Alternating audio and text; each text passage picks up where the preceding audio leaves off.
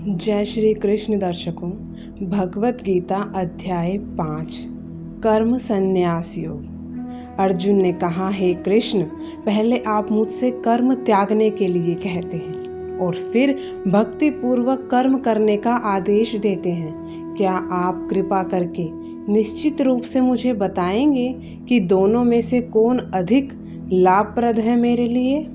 इस पर श्री हरि बोले, मुक्ति में लिए तो कर्म का परित्याग तथा कर्म योग दोनों ही उत्तम हैं, किंतु इन दोनों में से कर्म के परित्याग से भक्ति युक्त कर्म श्रेष्ठ है। जो पुरुष न तो कर्म फलों से घृणा करता है न कर्म फल की इच्छा करता है, वह नित्य सन्यासी जाना जाता है। हे महाबाहु अर्जुन, ऐसा मनुष्य समस्त द्वंद्वों से रहित होकर भव बंधन को पार कर पूर्णतया मुक्त हो जाता है।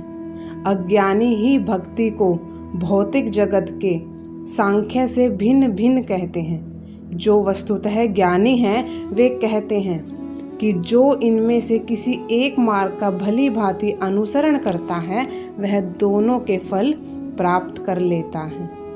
जो यह जानता है कि सांख्य द्वारा प्राप्य स्थान भक्ति द्वारा भी प्राप्त किया जा सकता है और इस तरह जो सांख्य योग तथा भक्ति योग को एक रूप में देखता है वही वस्तुओं को यथारूप देखता है। हे अर्जुन, भक्ति में लगे बिना केवल समस्त कर्मों का परित्याग करने से कोई सुखी नहीं बन सकता, परंतु भक्ति में लगा हुआ विचारवान व्यक्ति शीघ्र ही परमेश्वर को प्राप्त कर लेता है। जो भक्ति भाव में कर्म करता है, जो विशुद्ध आत्मा है और अपने मन तथा इंद्रियों को वश में रखता है, वह सभी को प्रिय होता है और सभी लोग उसे प्रिय होते हैं। ऐसा व्यक्ति कर्म करता हुआ भी कभी भी बंधनों में नहीं बंधता है। दिव्य भावनामृत युक्त पुरुष देखते, सुनते, स्पर्श करते, सूंघते, खाते, चलते फिरते, सोते, श्वास लेते हुए भी अपने अंतर में सदैव यही जानता रहता है कि वास्तव में वह कुछ भी नहीं करता। बोलते, त्यागते, ग्रहण करते या आँख खोलते बंद करते हुए भी वह यह जानता है कि भौतिक इंद्रियां अपने अपने विषयों में प्रवृत्त हैं और वह इन सब से अलग हैं। जो व्यक्ति कर्म फलों को परमेश्वर को समर्पित करके आसक्ति रहित होकर अपना कर्म करता है वह पाप कर्मों से उसी प्रकार अप्रभावित रहता है जिस प्रकार कमल पत्र जल से अस्पर्शीय रहता है। योगी जन आसक्ति रहित होकर शरीर, मन, बुद्धि तथा इंद्रियों के द्वारा भी केवल शुद्धि के लिए कर्म करते हैं। अर्जुन, निश्चल भक्त शुद्ध शांति प्राप्त करता है क्योंकि वह समस्त कर्मों का फल मुझे अर्पित कर देता है। किंतु जो व्यक्ति भगवान से युक्त नहीं है और जो अपने श्रम का फलकामी है वह उन बंधनों में बंध जाता है। जब देहधारी जीवात्मा अपनी प्रकृति को वश में कर लेता है और मन से समस्त कर्मों का परित्याग कर देता है, वह 9 द्वारों वाले नगर में बिना कुछ किए किराए सुखपूर्वक रहता है। हे अर्जुन, सर्वव्यापी आत्मा न किसी के पाप कर्म को ग्रहण करता है न ही किसी के शुभ कर्म को ही, पर ज्ञान के अज्ञान द्वारा ढके होने से सब मनुष्य उस अज्ञान से मोहित हो रहे हैं, उस अज्ञान में डूबे चले जा रहे हैं। परंतु जिनका वह अज्ञान आत्मा के वास्तविक ज्ञान द्वारा नष्ट कर दिया गया है, उनका वह ज्ञान सूर्य के सहर्ष उस आत्मा को तुरंत प्रकाशित कर देता है। जिनका तन मन तत् भ्रम या आत्म रूप हो रहा है, जिनकी बुद्धि ब्रह्म रूप हो रही है और जो निरंतर ब्रह्म में ही निष्ठा रखते हैं,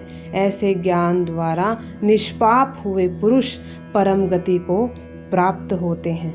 ऐसे ज्ञानी जन विद्या और विनय युक्त ब्राह्मण में गाय में हाथी, कुत्ते और चांडाल को समान देखते हैं। समान रूप से उनका भोग देखते हैं।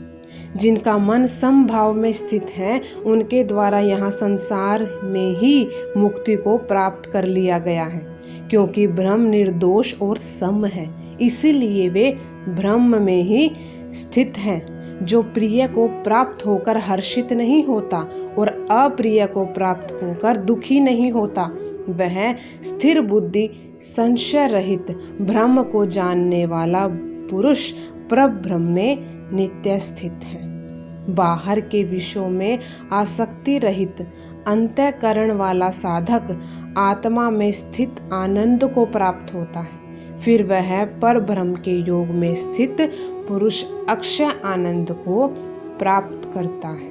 हे अर्जुन, इंद्रियों तथा विषयों के संयोग से उत्पन्न होने वाले सभी योग दुख उत्पन्न करने वाले ही हैं। इसलिए हे अर्जुन, इन आदि अंत वाले अनित्य भोगों में बुद्धिमान पुरुष लिप्त नहीं होते हैं। जो मनुष्य इस शरीर का नाश होने से पूर्व ही काम क्रोध से उत्पन्न होने वाले वेग को सहन करने में समर्थ हो जाता है, वही योगी है और वही सुखी है। जो योगी अंतरात्मा में ही सुख वाला है, आत्मा में ही रमण करने वाला है और जो आत्मा में ही ज्ञान प्रकाश वाला है, वह ब्रह्म होकर शांत पर ब्रह्म को प्राप्त हो जाता है।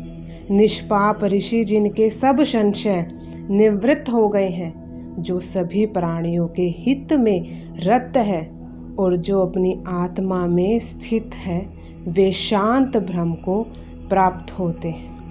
काम क्रोध से रहित जीते हुए चित्त वाले आत्म साक्षात्कार किए हुए योगियों के लिए सब ओर से शांत पर ब्रह्म ही परिपूर्ण है।